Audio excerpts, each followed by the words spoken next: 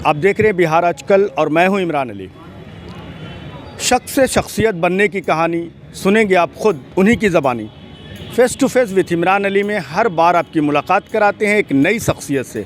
इस बार हमारे साथ बातचीत करने के लिए हैं साहित्य जगत की मशहूर शख्सियत सुमन जी।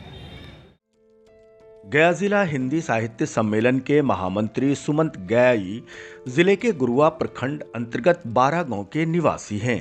वर्तमान में हनुमान नगर गया में रहकर साहित्य की सेवा कर रहे हैं। नालंदा खुला विश्वविद्यालय से मघी एमए प्रथम में प्रथम श्रेणी प्राप्त कर पहले गोल्ड मेडलिस्ट बने।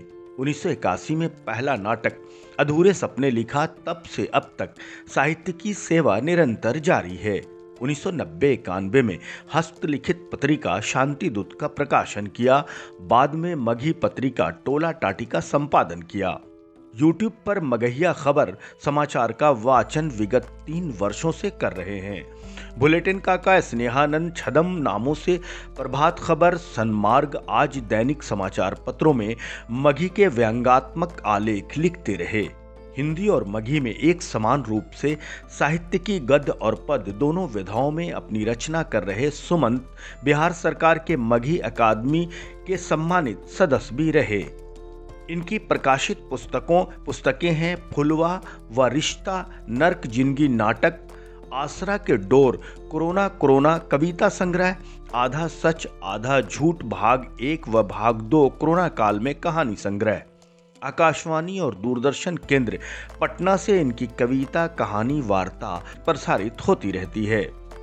निरंतर साहित्य की सेवा के लिए श्री सुमंत को अलग अलग साहित्यिक संस्थाओं द्वारा सम्मानित भी किया जाता रहा है। 2004 में इनके मघी नाटक नर्क जिंदगी के लिए डॉक्टर राम प्रसाद सिंह साहित्य पुरस्कार, 2007 में नालंदा खुला विश्वविद्यालय की ओर से स्नातकोत्तर मघी में प्रथम स्थान पाने के लिए स्वर्ण पदक, 2011 में मघी पत्रिका टोला टाटी के सफल संपादन के लिए केशरी नंदन स्मृति सम्मान, 2013 में सर्वश्रेष्ठ शिक्षक सम्मान, 2013 में ही पत्रकारिता के लिए जगलाल महतो शिखर सम्मान, 2014 में मुख्यमंत्री जीतन राम मांझी के हाथों पितृपक्ष महासंगम सम्मान, 2016 में मघी पत्रकारिता के लिए शब्द साधक सम्मान, बिहार साहित्य सम्मेलन पटना की ओर से साहित्य की सेवा के लिए पंडित राहुल संकीर्त्यान सम्मान, 2016 उत्कृष्ट कविता के लिए काव्य शिरोमणि सम्मान, 2016 व 2020 में लायंस क्लब शिक्षक सम्मान,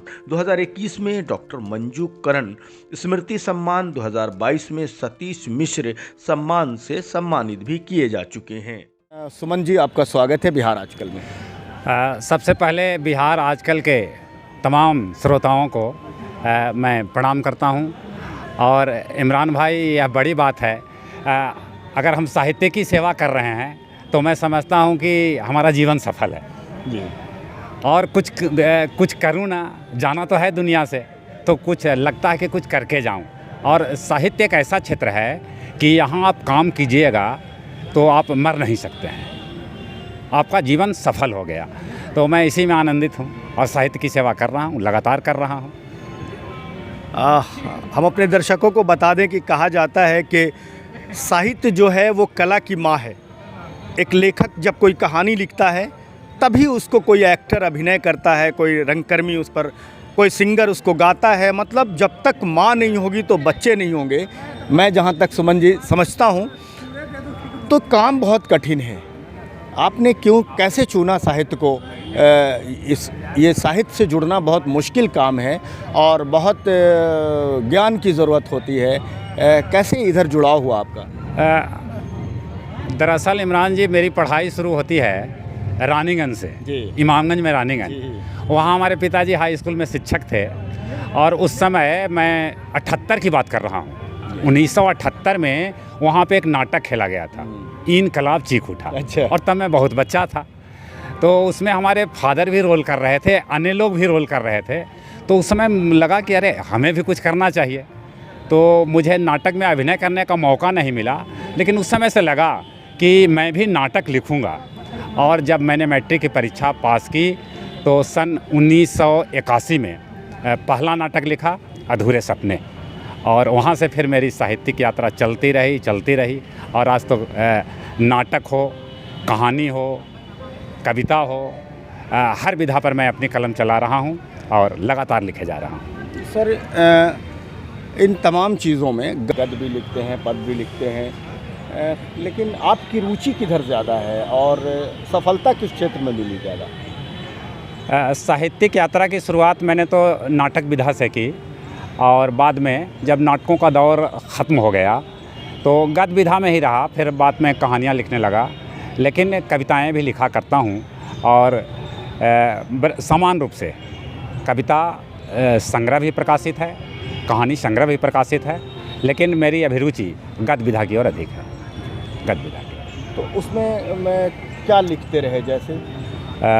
जैसे 2 कहानी संकलन मेरा आया, आधा सच आधा झूठ भाग 1, आधा सच आधा झूठ भाग 2, और फिर नाटक जो है वो गद्य विधा में है। अच्छा, आप को नाटक में जब लिखते थे तो अभिनय में भी इंटरेस्ट रहा क्या आपका उस समय? हाँ, अभिनय में रहा और अच्छा। फिर मैं तो कई मंचों पर गया। अच्छा। और कई मंचों को नया रूप भी दिया मैंने।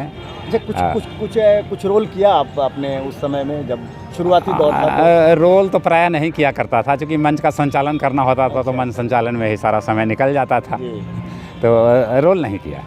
अच्छा, साहित्य में आके कला के दूसरी विधाओं की तरफ लगा कि हम कुछ और क्षेत्र में जाते, या लगता है कि एक्टर बनते या और दूसरे क्षेत्र में जाते, सिंगर बनते, एंकर बनते, कुछ ऐसा लगता है क्या?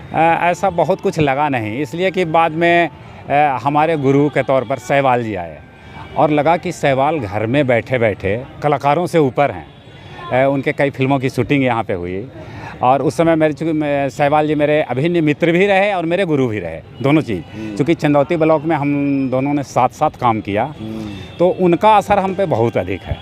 तो लगा कि सहवाल जी तो काफ़ी ऊपर हैं, कलाकार इनसे काफ़ी नीचे हैं। तो सहवाल जी से भी प्रेरणा मिलती रही और उन्होंने एक बात कहा कि सुमन जी, जब आप कहानी लिखिए तो कहानी जब भी हो यथार्थ कहानी हो, आपके आसपास या आपके समाज में कोई घटना घटे, कहानी आप वहीं से उठाइए।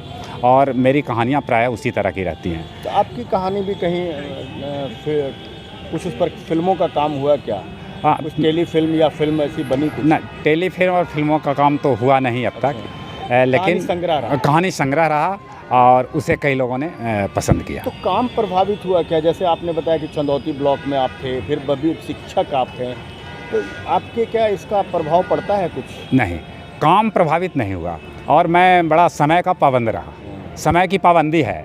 अब मान लीजिए शिक्षक के रूप में कार्य कर रहा हूँ विद्यालय, तो जो विद्यालय का समय है वहाँ काम करूँगा और उसके बाद जो समय निकला उस समय को साहित्य के सृजन में या फिर साहित्य की सेवा में लगाता हूँ। मैं गया जिला हिंदी साहित्य सम्मेलन का महामंत्री हूँ और बड़ा ताज्जुब होगा कि मेरा विद्यालय यहाँ से 30 किलोमीटर दूर है और विद्यालय करने के बाद मैं 5:30 बजे ठीक सम्मेलन में उपस्थित हो जाता हूँ महामंत्री के नाते। लेकिन स्कूल का कार्य करने के बाद समय की पाबंदी है, मैं सम्मेलन रोज़ आता हूँ जैसे रोज़ विद्यालय जाता हूँ और इस तरह साहित्य की सेवा यहाँ भी होती है और वहाँ शिक्षक के रूप में शैक्षणिक सेवा वहाँ होती है। अच्छा, परिवार तो प्रभावित होते होंगे। हाँ। तो परिवार का क्या रिएक्शन रहता है, क्या उनकी प्रतिक्रिया क्या रहती है? यह तो एक बड़ी समस्या है। मैं इधर 2-3 दिन ही बता रहा हूँ। अच्छा। 2-3 दिनों से मेरा घर जाना तो लगभग हो रहा है 12-1 बजे। अच्छा। कल मैं दूरदर्शन में था तो कल भी लौटा तो 11 बजे ही लौटा। इसके बाद सिजवार स्टेट में कवि गोष्ठी था तो वहाँ से भी हम लोग 12 बजे लौटे। तो परिवार की बात तो सुननी पड़ती है, लेकिन उसके बावजूद हमें लगता है कि साहित्य की सेवा समाज की सेवा है, बड़े समाज की सेवा है। तो फिर परिवार की तुलना में समाज बड़ा है, तो समाज सेवा करना मैं उचित समझता हूँ और पारिवारिक जो समस्याएं हैं उसे मैं ओमिट करता हूँ। ये जो साहित्य की विधा है, बड़ी चीज़ है, ये आप भी मानते हैं, दुनिया मानती है, लेकिन अगर आम दर्शकों को हम बताएं कि साहित्य से समाज को क्या मिलता है और किस तरह मिलता है, तो कैसे बताएंगे आप उनको? यह तो प्रचलित है इमरान जी कि साहित्य समाज का दर्पण है और समाज में जो कुछ घटित हो रहा है हम लोग उसी को तो लिखते हैं। और साहित्यकार क्या है? बस शब्दों का हेर फेर है।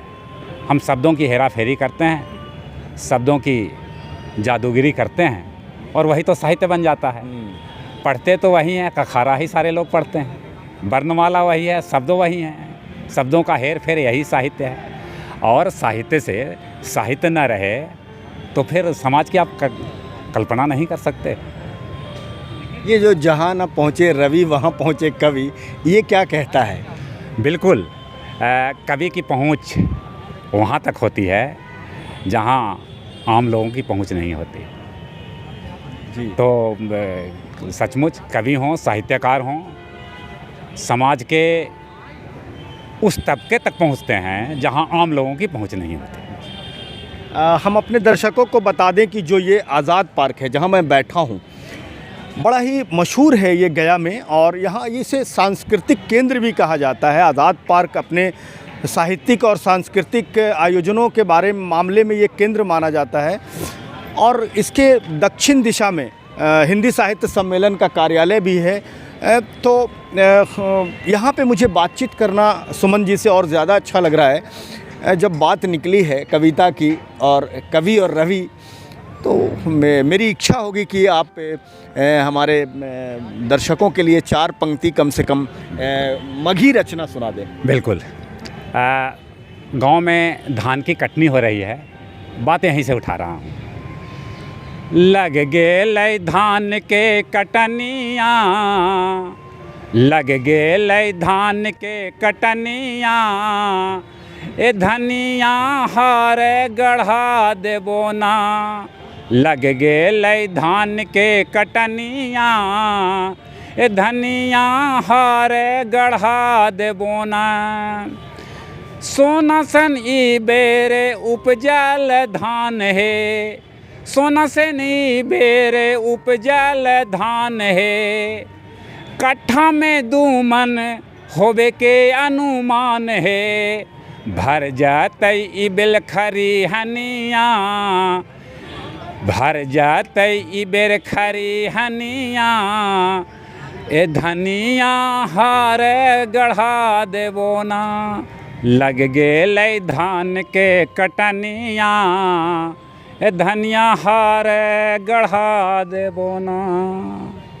सर, ये जो मगही है, मगही भाषा, आपने मगही साहित्य में काफ़ी काम किया। आपका टोला टाटी पत्रिका भी आपकी आई, आपने बहुत मेहनत किया और मगही को लेकर जो आपका प्रयास रहा। लेकिन मैं जो महसूस करता हूँ कि जिस तरह से भोजपुरी सिनेमा कमर्शियली जितना आगे बढ़ा, भोजपुरी संगीत, उस तरह से मगही को वो स्थान नहीं मिला। जबकि मगही की भी काफ़ी बिहार का एक बड़ा क्षेत्र मगही भाषी है। लेकिन ठीक है, भोजपुरी जैसा नहीं है, लेकिन इसके लिए इतना कम काम होना, कोई फिल्म मेकर तैयार नहीं होता है कि मगही में फ़िल्म बनाई जाए। कोई एल्बम निकालने वाले, संगीत बनाने वाले, कोई सिंगर मगही गाने के लिए तैयार नहीं होते हैं। आपको क्या लगता है, क्या कारण हो सकता है? दरअसल इमरान जी, भोजपुरी का प्रभाव इतना बढ़ गया कि अगर मगही के भी जो सिंगर हैं या मगही के राइटर भी हैं, तो वे लोग भी भोजपुरी की दुनिया में बह जा रहे हैं। मतलब मगध का रहने वाला कोई सिंगर लेकिन गा रहा है भोजपुरी। आखिर मगही का वो प्रभाव क्यों नहीं हो पा रहा है? दरअसल आप देखिए, भोजपुरी के गीत हों या भोजपुरी के सिनेमा हों, उसका समाज पर कुछ प्रभाव नहीं, कुप्रभाव पड़ा। और आप मगही के भोजपुरी के गीत हों, भोजपुरी के सिनेमा हों, परिवार के साथ नहीं देख सकते हैं। मगही में वह अश्लीलता नहीं है, मगही उससे ऊपर है। और जब संविधान की 8वां अनुसूची में शामिल करने की लड़ाई हम लड़ेंगे तो हमारा जो मगही साहित्य है भोजपुरी साहित्य से ऊपर हो जाएगा। तो आपको क्या उम्मीदें लगती हैं मगही को लेकर? कई बार जीतन राम मांझी जी ने भी और दूसरे नेताओं ने भी ये कहा था कि मगही को बढ़ावा दिया जाएगा। तो आप क्या मांग करेंगे, उसका बढ़ावा आखिर कैसे होगा?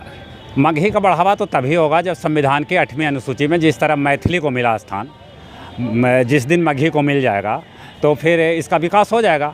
और इसकी लड़ाई के लिए हम लोग हाल में दिल्ली गए थे और जंतर मंतर पर हम लोगों ने धरना भी दिया था। यह सही बात है कि जीतन राम मांझी ने सवाल उठाया है और जो हमारे औरंगाबाद के सांसद हैं सुशील कुमार सिंह जी ने, उन्होंने लोकसभा में भी सवाल उठाया है। और इमरान जी, वह दिन दूर नहीं है कि जब मगही संविधान के 8वें अनुसूची में शामिल होगी, उस दिन भोजपुरी भी शामिल हो। हम भोजपुरी का विरोध नहीं करते हैं, और संविधान में जिस दिन शामिल हो जाएगा मगही का विकास होगा। आम जन में क्या सहयोग मिलना चाहिए? आम जन को यह सहयोग देना चाहिए कि जिस तरह से मान लीजिए भोजपुरी वाले लोग हों, जब बातचीत करते हैं भोजपुरी में, बंगाली परिवार हों जब बात करते हैं बंगाली में, तो हम जो मगही वाले हैं, मगध क्षेत्र के लोग हैं, हम लोगों को भी चाहिए कि जब आपस में मौका मिले तो हम बातचीत मगही में करें। मान लीजिए यहाँ के जो नेता हैं जो मगध क्षेत्र से जाते हैं जीतकर, उन्हें भी चाहिए कि जब आप आम जनता के बीच जाइए, आम सभा में जब जाइए, तो आप अपनी बात मगही में रखिए। चलिए सर, ये एक सवाल हमारा ये भी होगा कि जो अब साहित्यिक आयोजन है, अभी डिजिटल मीडिया आ गया, हर लोगों के हाथ में दुनिया है, वो बड़े बड़े साहित्यिक आयोजनों को अपने मोबाइल से देख लेते हैं। आपको क्या लगता है, आप बहुत सारे आयोजन में सम्मिलित होते हैं, बल्कि आयोजक होते हैं, क्या प्रभाव उसका पड़ा है, अच्छा बुरा? आपको क्या लगता है कि जो साहित्यिक आयोजन है, जो लाइव लोग देखते हैं, क्या वो प्रभावित हुआ है?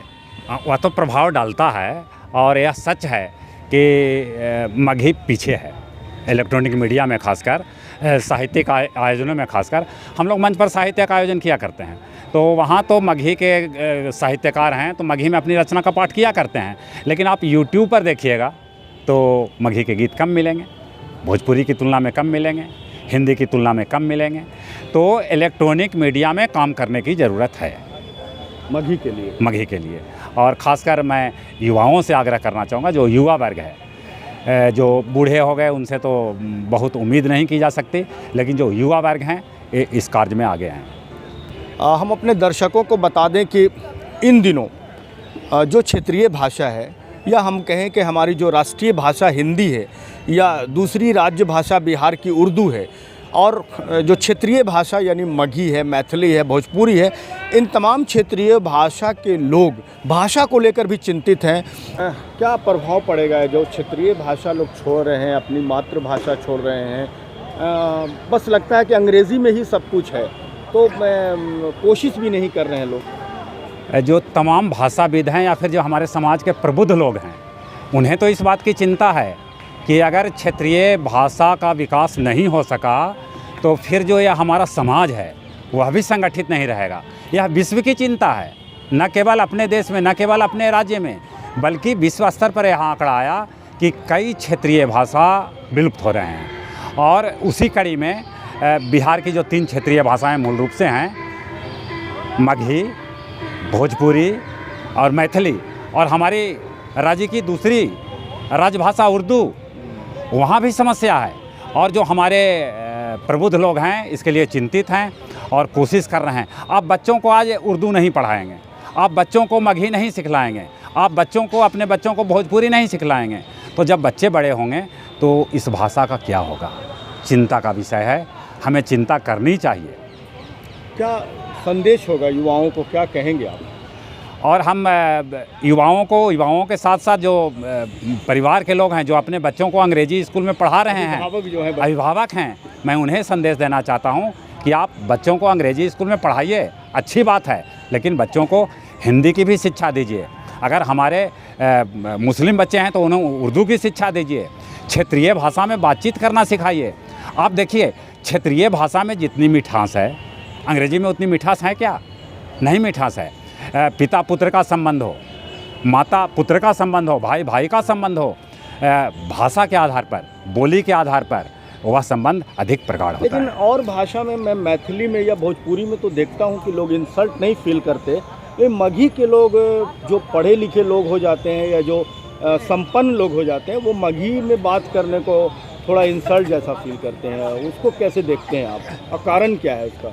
यह सही बात है, मैंने भी यह सवाल उठाया कि खासकर जो हम लोग मगही क्षेत्र के लोग हैं, मगही में बातचीत करने में नीचता समझते हैं कि हमारी तौहीनी हो जाएगी।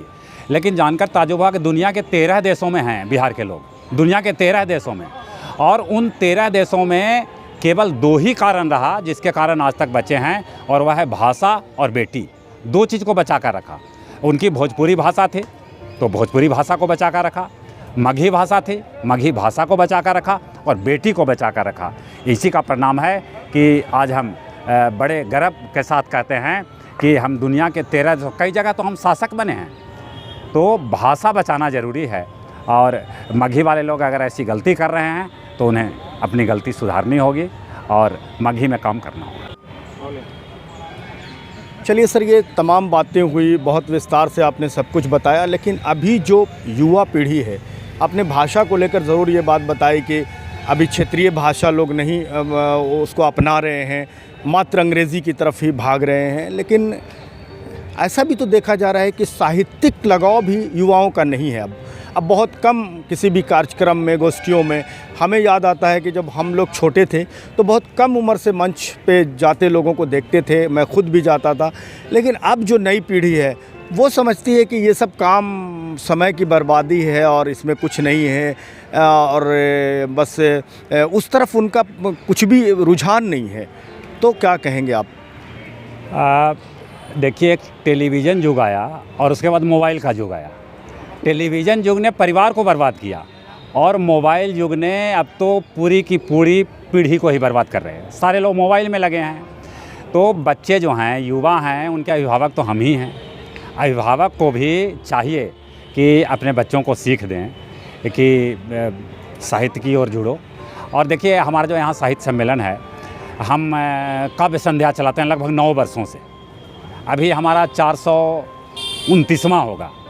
तो हम नई पीढ़ी के लोगों को आमंत्रित करते हैं, मंच देते हैं कि आप आओ। कई हमारे साथी जो पुराने साहित्यकार हैं विरोध करते हैं कि आप नए लोगों को बुलाते हैं, उन्हें न पढ़ने आता है न लिखने आता है। मैं उन्हें समझाता हूँ कि अगर नई पीढ़ी नहीं सीखेगी, तो नई पीढ़ी को भाषा का ज्ञान नहीं होगा तो आगे क्या होगा? बात को कहीं आपने सोचा? बिल्कुल बिल्कुल, इसलिए शौक जगाना ज़रूरी है। हम नई पीढ़ी को बराबर आमंत्रित करते हैं, और मैं आपके चैनल के माध्यम से युवाओं को कहना चाहूँगा कि आप अगर कविता लिखते हों, कहानी लिखते हों, कविता लिखते हों, तो प्रत्येक सप्ताह के शनिवार को आइए। 5:30 से 7:30 बजे हमारा गया जिला हिंदी साहित्य सम्मेलन में यह कार्यक्रम चलता है काव्य संध्या का, और प्रत्येक महीने के पहले रविवार को हम कहानी पाठ का आयोजन करते हैं, जिसमें गद्य की कोई विधा हो उस पर आप अपने आलेख पढ़ सकते हैं। अब जे आखिरी सवाल है आखिरी हमार जे प्रश्न है से हमार जे मगही के भाई बहन हथिन, वो मगही के जे पसंद कर हथी, तो उनका का कहबा कि मगही के वो कैसे विस्तार करता थीन, कैसे आगे बढ़ता थीन, और अपने के जो संदेश, आखिरी संदेश है, यूँ हम चाहे थे कि मगही में अपने के हमार दर्शक के संदेश दे दें। हम सब मगहिया भाई बहन से कहल चाहिए कि सबसे पहले तो तोहनी के जब मौका मिलो बोले बतियाए के, मगही में बोला बतिया। लैकन के अंग्रेजी स्कूल में पढ़ावा, हमरा कोई आपत्ति नहीं, अंग्रेजी सिखावा, हिंदी सिखावा, लेकिन घर में ओखनी के बोलेला मगही जरूर सिखावा। भाषा न रहतो तो जान ला तोर अस्तित्व भी खतरा में आ सको हो, और ऐसा दुनिया में हो चुकली है। दुनिया के इतिहास पढ़ते एक बार हम संदेश खासकर युवा पीढ़ी के दिए कि युवा पीढ़ी तोहनी पर पूरा भार है, तो हम तोहनियों से आग्रह करिए कि मगही के आगे बढ़ावे में अपन पूरा सहयोग देते। बहुत बहुत धन्यवाद सुमन जी। धन्यवाद पूरा परिवार के हम दे थे इमरान जी। तब हम अपन दर्शक के बतावे थे कि यह थी सुमन जी, जो साहित्यकार हथिन, कई किताब के लेखक हथी, और कई कार्यक्रम कर रहती है साहित्यिक आयोजन। तो हमरा के बहुत तरह से बतायल थी साहित्य के लेके और बहुत सारे आयोजन को लेके। तो हम अपन दर्शक के बहुत बहुत धन्यवाद करी थी कि हमरा से जुड़ल थी।